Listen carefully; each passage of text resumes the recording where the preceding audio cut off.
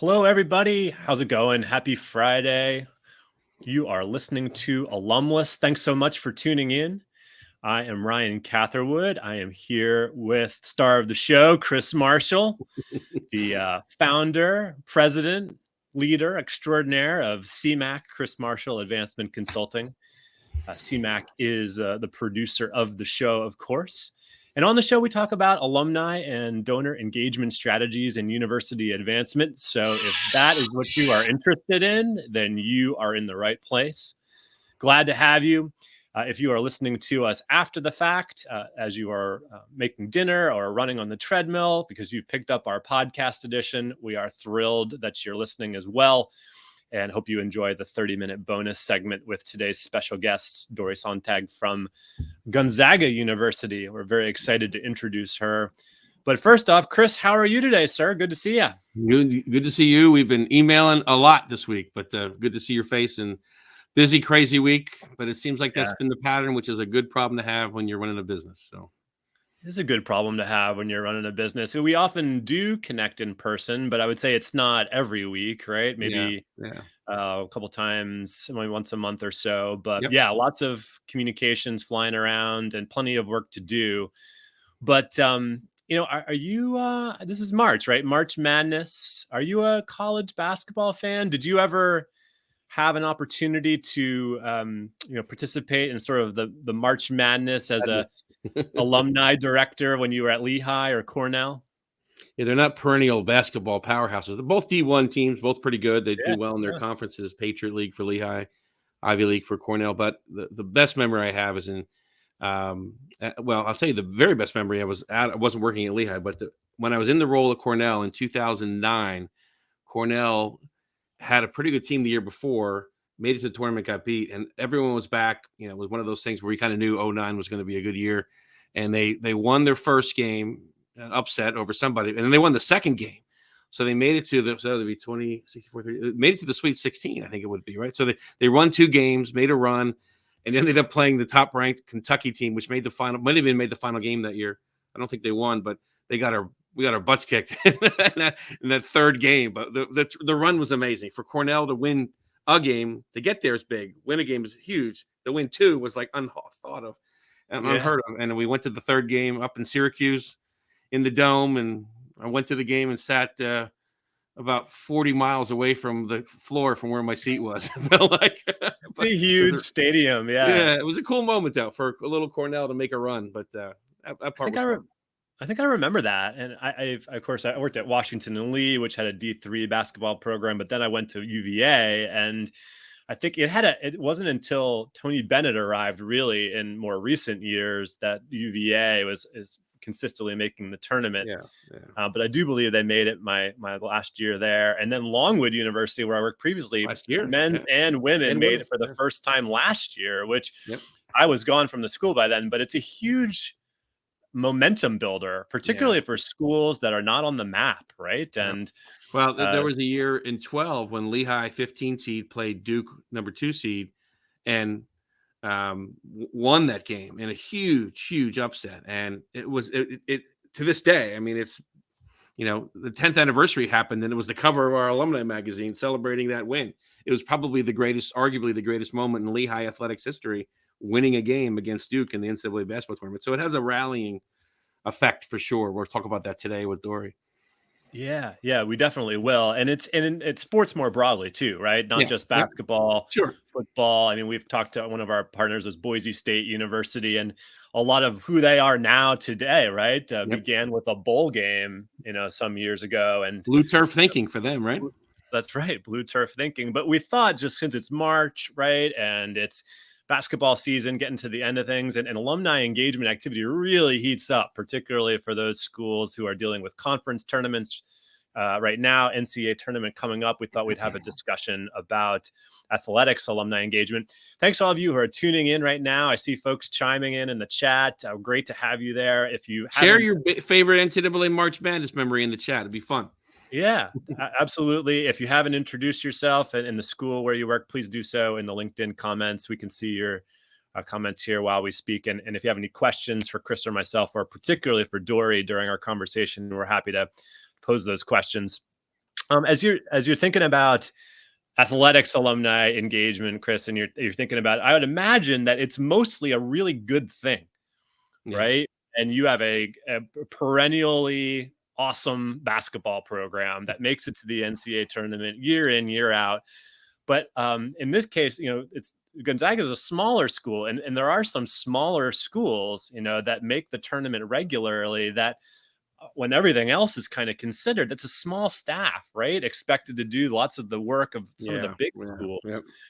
And so it's mostly a blessing. But what are the challenges you think that exist for schools in this The area? biggest one, and I'm sure Dori will share this, is managing expectations, because the year it doesn't happen, right, they're going to have upset, fans. Alumni expectation would be the biggest one. But, from a practical standpoint, it's, finding out at the last minute where you're going to be, where the game will happen. If it's a bowl game for football or a NCAA tournament game, you don't have a lot of notice. So there's a little bit of scrambling to pull something together. And the schools that have done it a lot kind of know how to, forecast this, but it's still tough to scramble at the last minute.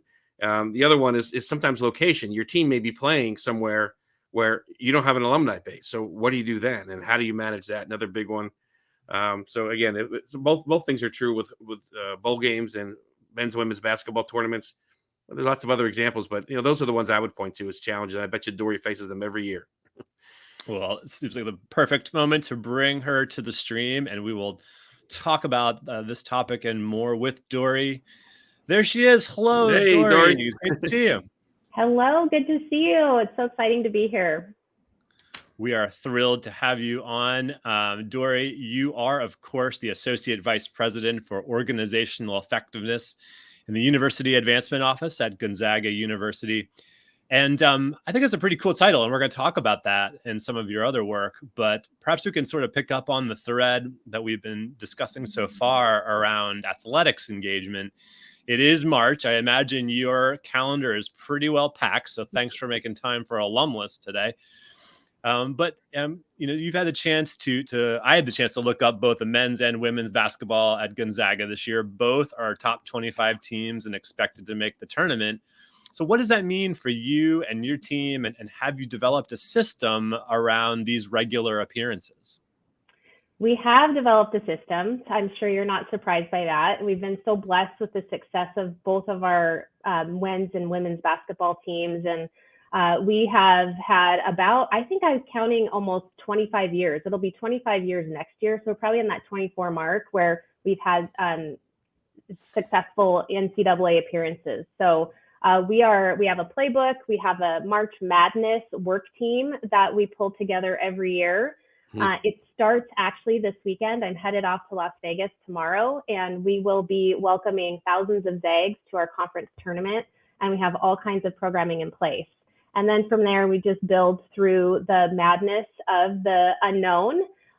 We have a couple of thoughts as to where we might be, but you just can't depend on that. So we have a couple of backup plans as needed.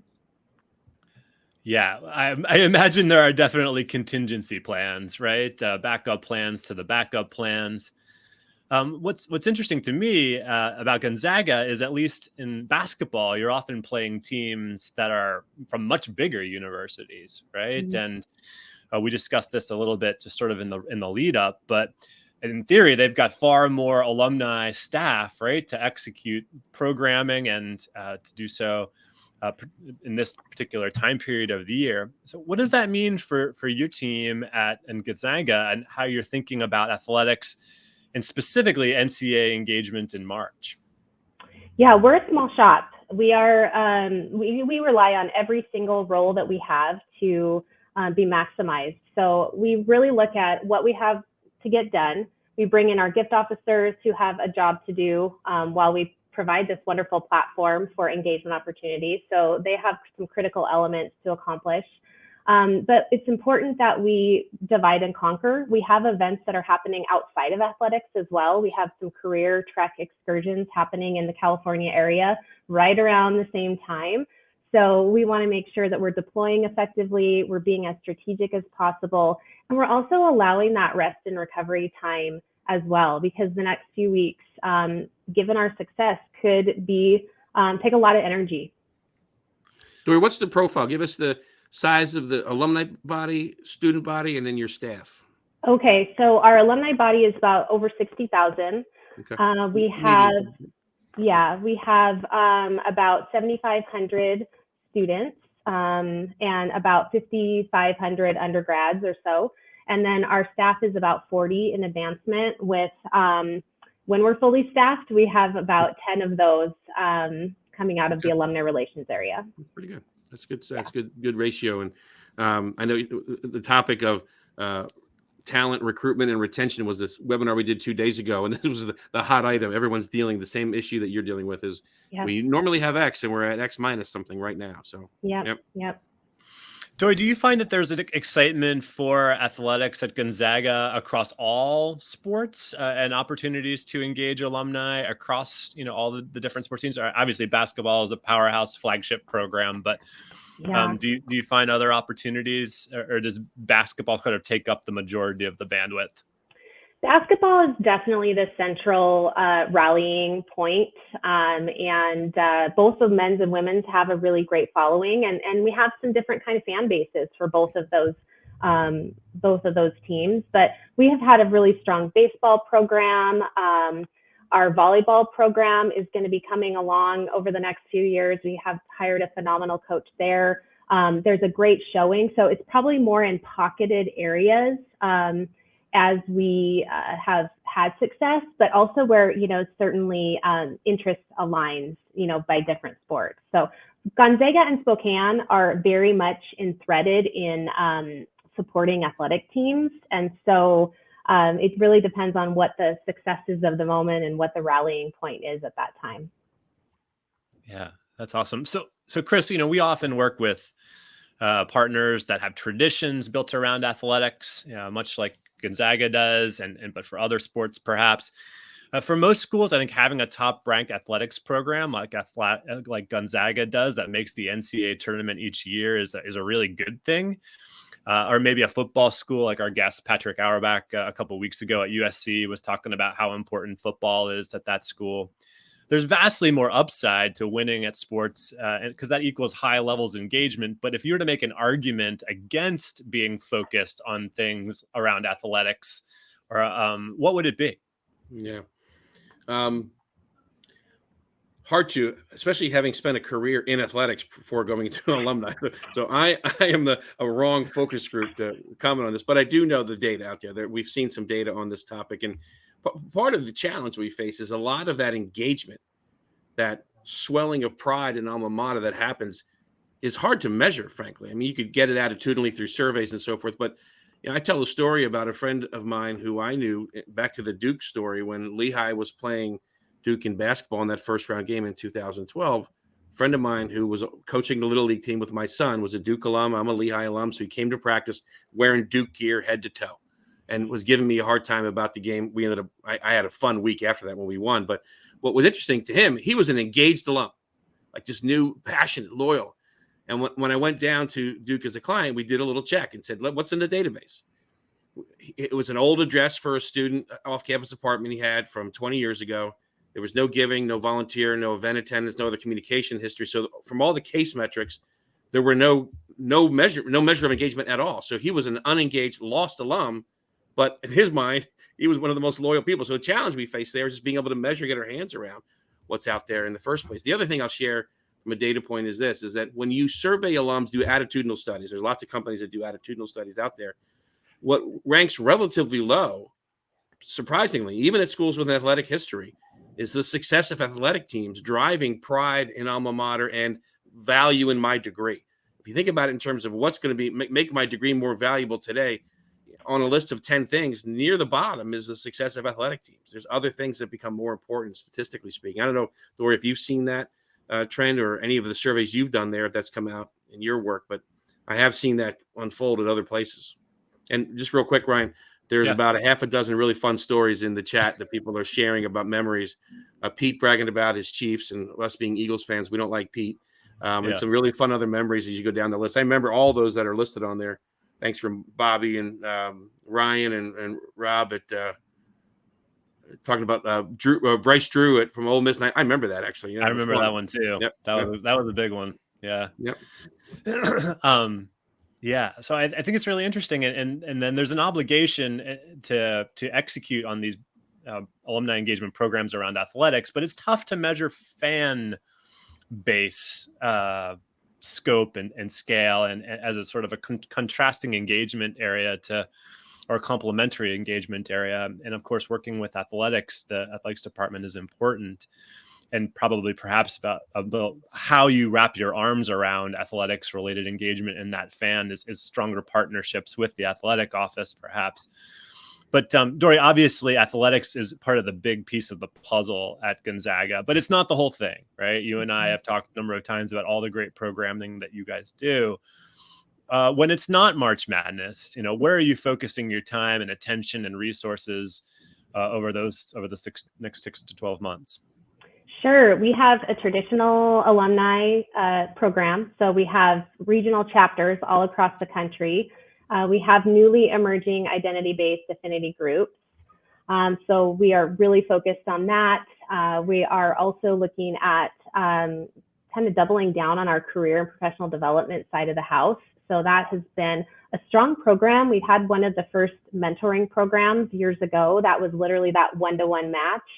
And so we're working now on scaling that and also working with campus partners on trying to leverage the resources outside of advancement, because we are limited and we need all of those areas to partner with us if we really want to fulfill some of our strategic objectives.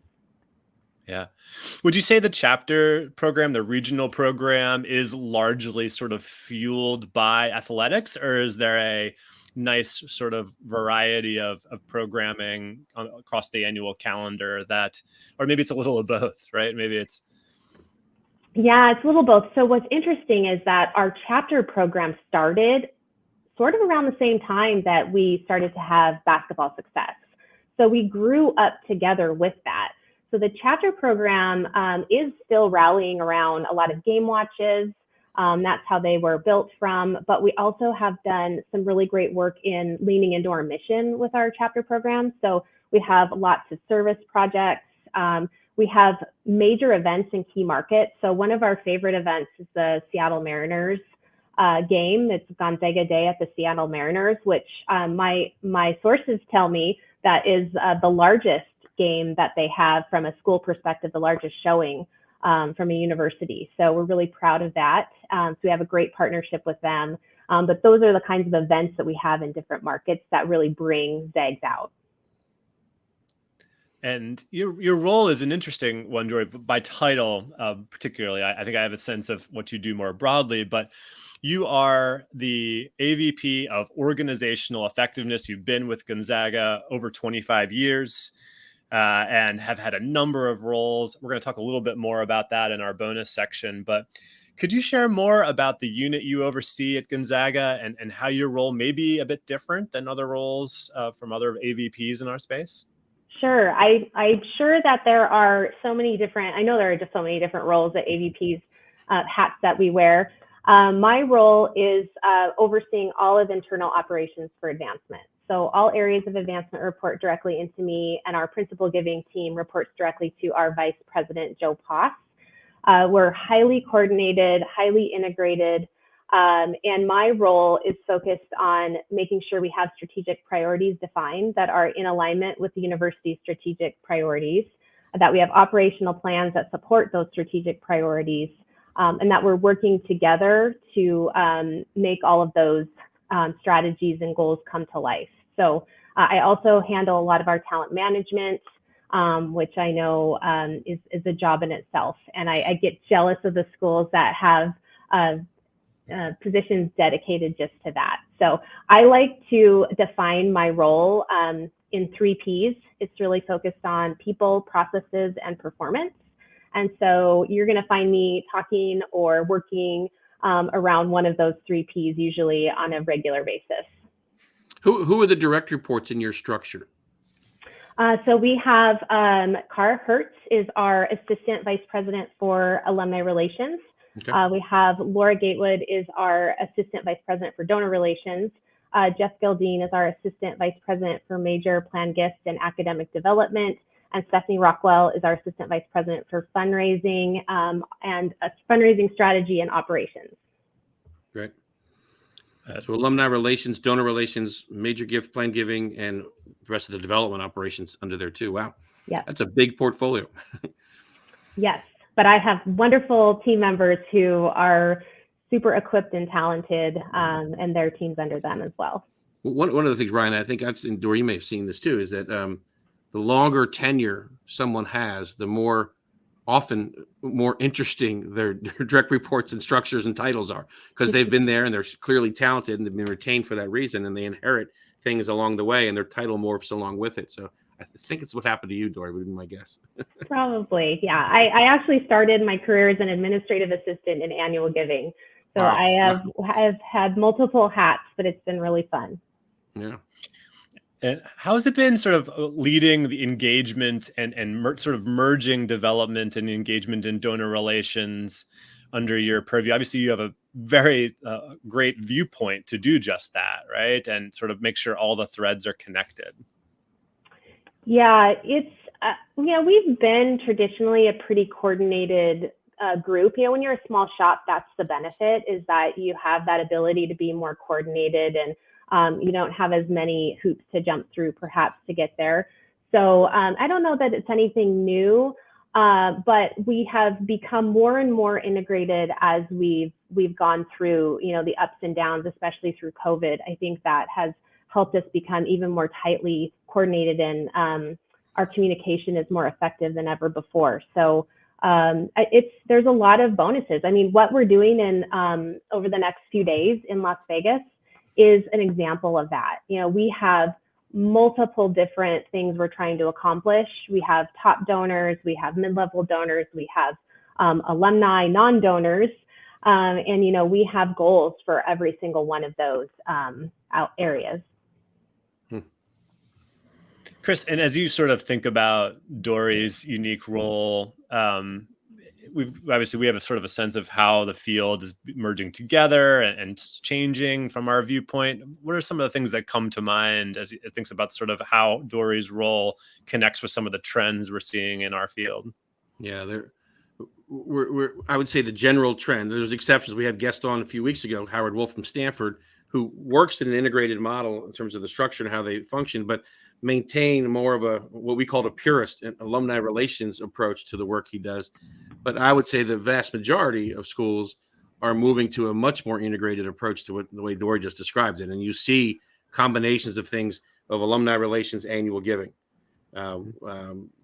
Our friends at NC State are just moved to that direction. There's dozens of other examples under there, but that's one of the larger schools.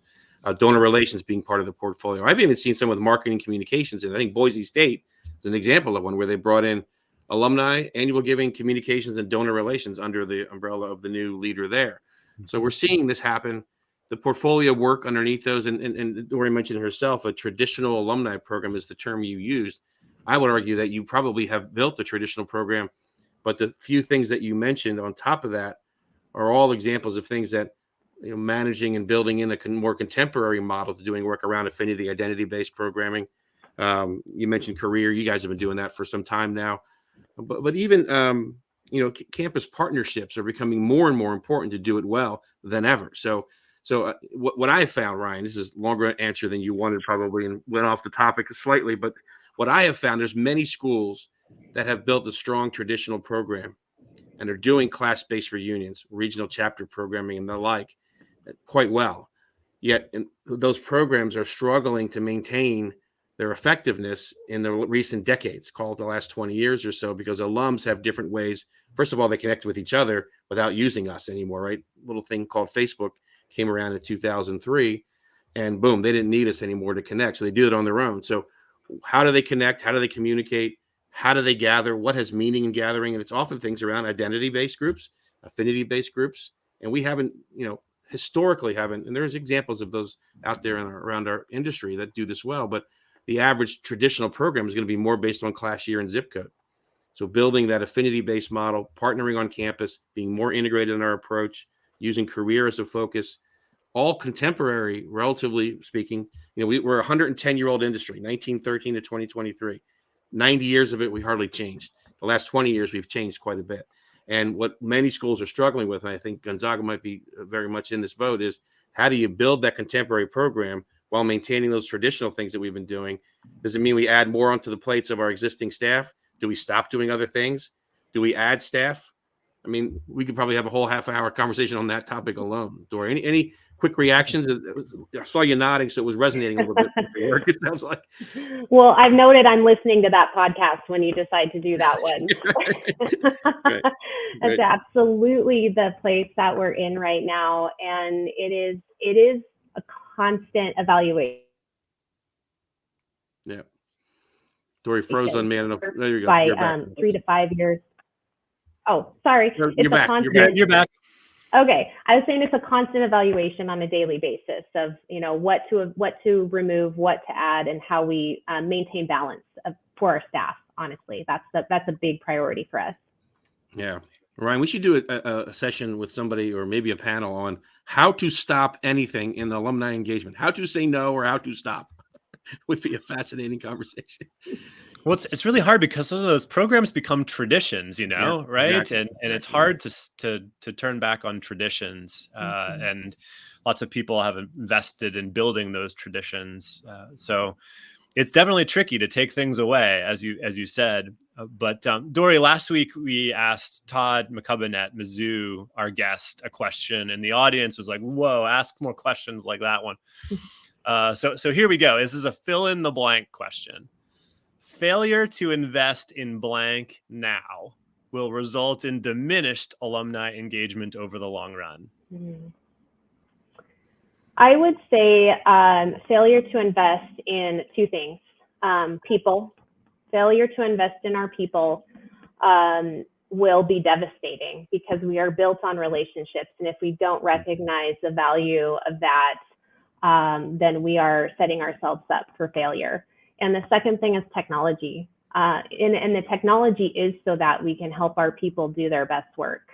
Scaling is probably our biggest challenge right now, how to scale this work. And you have to have the right technology to do that. Great answers there. Yeah, I think that's right. I mean, when you say, okay, we are sitting at, we're engaging 15% of our alumni. And you say, okay, well, we want to get to 25. We want to get to 25%. You say, okay, well, how do we do that? And then you line up the current programs, you see chapters and reunions and homecoming and traditions, and you sort of say, okay, well, can we get there with these programs? And for a lot of schools, like the answer is, well, no, I'm not sure we are going to be able to do that. Yeah. And so the answer is, well, what else are we going to do? And then what do we have to stop doing in order to sort of advance forward in that? And I think lots of schools are going through that same challenge right now. And this particular post-COVID moment is also providing a lot of sort of uncertainty because the old things we were doing aren't quite working as well. And neither are the new things that we were doing during COVID, right? The digital things, particularly virtual events, we've seen some decline there. So it's definitely a challenging problem, but together we will come to all the answers, right? There's a lot of support for how do we stop anything. We'll have to do that, a special session on that. And then Dori, for you, Lola Maurer. Lola, let us know where you're from. Is on the webinar. She has a very similar title. I think it's equally complex. Alumni engagement, annual giving, donor relations, digital comms, etc. So you two need to connect and have a therapy session together. I would love that, Lola. Please. Lola is in Muncie, Indiana, I believe, right? Ball State That's University. Right. That's right. That's Ball State. I forgot that, Lola. Good to see you. Thanks for joining. We have another few great comments from Zach. Totally agree, Zach. Time, talent, and treasure in that order. And Shane, I appreciate your comment about tradition, something done twice, right? You can start a tradition pretty quickly at a lot of places. Yep. Mm-hmm.